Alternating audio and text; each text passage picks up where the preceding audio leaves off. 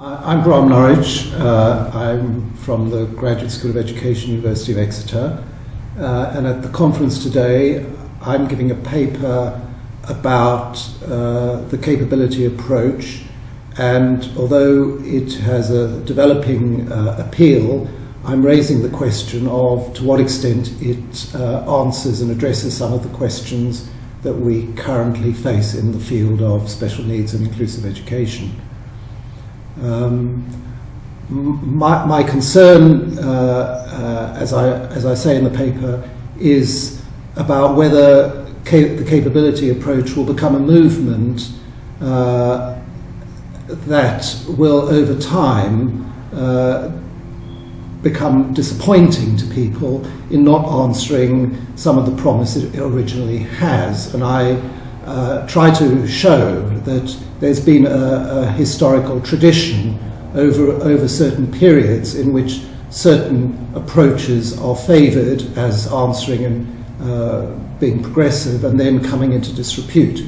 And certainly I can see over the last 40 years two movements or approaches that have gone that way, and I'm raising the question of how one could prevent this happening to the capability approach, while recognising what it has to offer, also realising its limitations and not over-expecting that by itself it will address all the contemporary issues.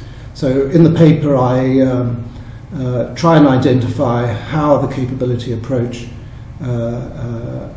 contributes, and I do that partly in terms of the model of disability and how that would clearly contribute to some practices which focus too much on a narrow view of education and education functioning and focus too much on deficiencies and not on learner resources and abilities. I think the other area where I think it has to contribute is in putting forward a view of disability which is like the World Health Organization International Classification of Functioning, the ICF model. And I think the ICF model, as some people have observed, represents a version of the broad capability approach. I also argue that what the capability approach doesn't deal with is the questions that we face in current public policy in this country on the question of choice and diversity, or what some people call the equity choice dilemma. And this is the issue of how much parents and children, young people, should have their preferences met in regard to where they go to school. And this neoliberal agenda, I think, is not that well addressed by the capability approach. I think the other area where I think the capability approach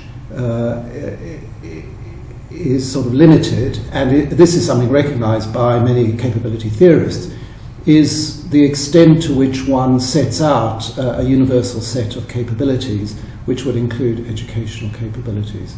And I think the difference between SEN and Nussbaum is a very significant difference, which I think can be downplayed, but I think it does relate to this issue of democratic involvement and individual participation in the setting of capabilities. And I do see there being a tension between individual participation and central regulated control of the state.